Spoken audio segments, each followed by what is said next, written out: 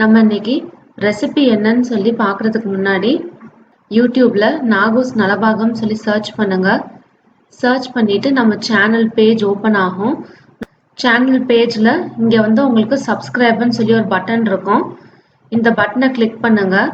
Click பண்ணதுக்கு அப்புறம் சப்ஸ்கிரைப்னு வரும். இங்க கீழே சப்ஸ்கிரிப்ஷன் ஆடட்னு சொல்லி லெஃப்ட் கீழே உங்களுக்கு வரும். லெஃப்ட் பாட்டம்ல இந்த பெல் பட்டனை கிளிக் பண்ணீங்கன்னா நாங்கள் எதுவும் புது வீடியோஸ் இல்லை வேற எதுவும் புது அப்டேட்ஸ் நாங்கள் உங்களுக்கு போட்டோம்னா உங்களுக்கு ஆட்டோமேட்டிக்காக உங்களோட மெயிலுக்கு வரும். நம்ம சேனலுக்கு சப்ஸ்கிரைப் பண்ணுங்க. உங்கள் ஆதரவுக்கு நன்றி. Welcome to நாகூஸ் Nalabagam. இன்னைக்கு நம்ம மதுரை ஸ்பெஷல் பால் பன் செய்ய போகிறோம். திண்டுக்கல்லையும் மதுரையிலையும் பால் பன் அதிகமாக செய்வாங்க. ரொம்ப சூப்பராக நல்லா இருக்கும். எப்படி செய்யுதுன்னு நம்ம பார்க்கலாம். மைதா மாவு 1 கப் எடுத்திருக்கேன். இது தயிர் 1/2 கப்பு, பேக்கிங் சோடா 1/2 டீஸ்பூன்,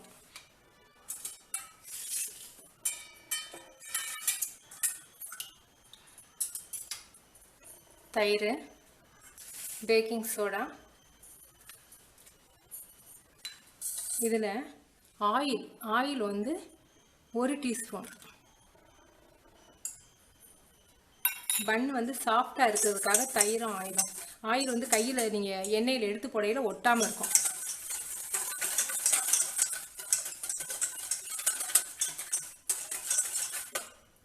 இதில் கொஞ்சம் கொஞ்சமாக மைதாவை ஆட் பண்ணிக்குவோம்.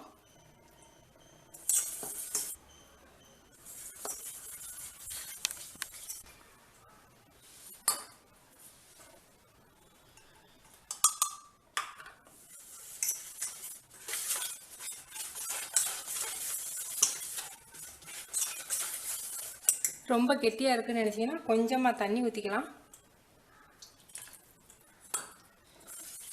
என்னோட தயிர் நல்லா கெட்டி தயிர், அதனால கொஞ்சம் தண்ணி ஊற்றிக்கிறேன்.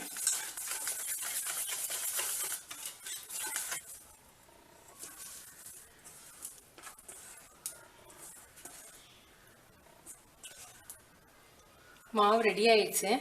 இது நான் ஒரு 1/2 மணி நேரம் நம்ம மூடி வைக்கணும். மூடி வச்சிங்கன்னா இன்னும் கொஞ்சம் நல்லா புளிச்சு நல்லா இருக்கும். 1/2 மணி நேரம் வெயிட் பண்ணுவோம். நம்ம 1 கப் மாவு எடுத்துருக்கோம் இல்லையா, அதுக்கு 1/2 கப் சீனி எடுத்துருக்கேன்.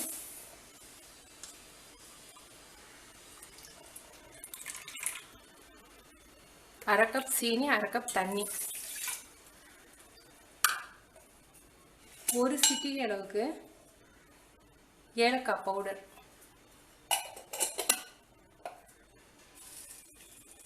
கொஞ்சமாக குங்குமப்பூ.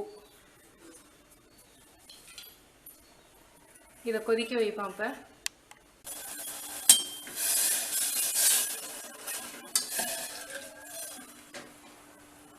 சீனி கரையவும் அமர்த்திடலாம்.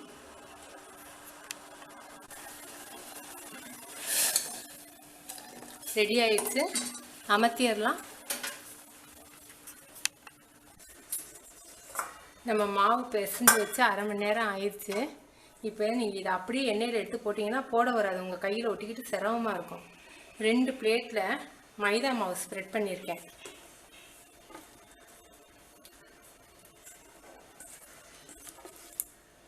மைதா மாவு அப்ளை பண்ணாமல் வச்சிங்கன்னா பிளேட்டில் ஒட்டிக்கும்.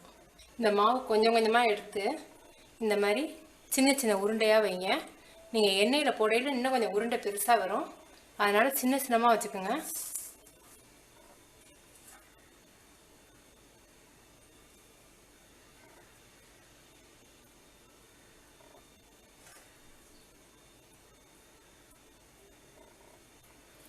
இதை நம்ம எண்ணெயில் எடுத்து போட போகிறோம்.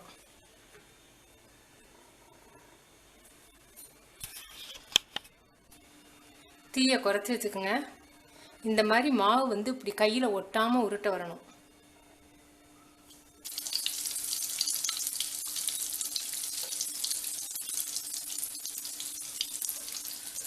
தீயை அதிகமாக வச்சிங்கன்னா அவுட்டர் லேயர் நல்லா கருகி போயிடும், உள்ளே வேகாமல் இருக்கும்.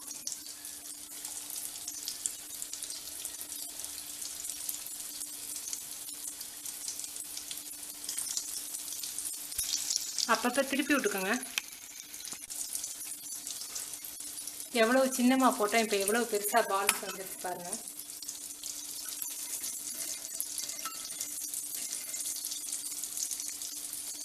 கோல்டன் கலர் வரட்டி எடுக்கணும்.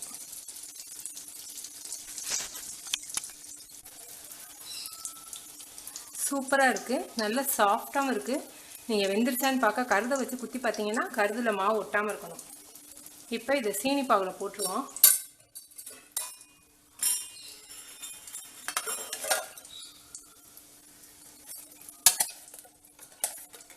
ஊறட்டும். இப்போ அடுத்ததையும் எடுத்துருவோம்.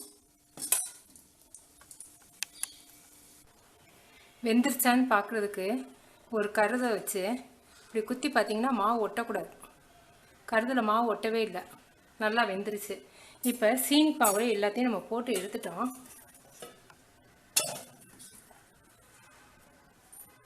இப்படி சீனி பாகில் நம்ம வந்து போட்டு எடுத்துட்டோம். இதை விட சீனி பாகு இன்னும் நல்லா ஒட்டணும், பிசு பிசுன்னு அதில் ஒட்டி இருக்கணும். அப்போ தான் வந்து பால் பண்ண நல்லா இருக்கும். அதுக்கு என்ன பண்ணுறதுன்னு இப்போ நான் காமிக்கிறேன். இந்த பன் எல்லாத்தையுமே 1/4 மணி நேரம் சீனி பாகில் ஊற வச்சு எடுத்துட்டோம். மிச்சம் இருக்குது ஜீரா வந்து ஒரு 1/4 கப்பு இருக்குது. இதை சுட வச்சு இதில் கொஞ்சமாக மைதா மாவு சேர்க்க போகிறோம்.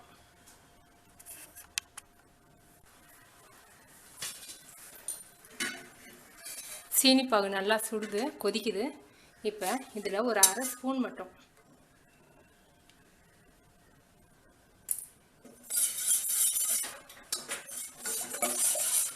அந்த கட்டியாக இருக்கிற கரண்டியால் இப்படி கரைச்சி விட்டிங்கன்னா கரைஞ்சிரும். இந்த மைதா மாவும் அந்த சீனியில் இருக்கக்கூடிய பிசு பிசுப்பும் கலந்து அந்த போண்டாவில் வந்து நல்லா வந்து பிடிச்சிக்கும் இருக்க. அப்போ அந்த சீனி பாகு நல்லா ஒட்டிக்கிட்டு நல்லா ஸ்வீட்டாக நல்லா இருக்கும். ரைட், ரெடி ஆயிடுச்சு. இதை நம்ம அது மேலே ஊற்ற போகிறோம்.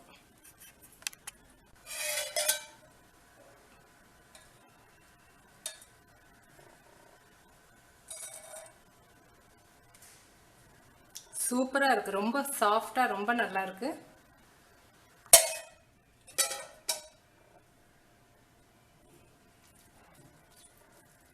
எவ்வளவு சாஃப்டாக இருக்குன்னு பாருங்கள்,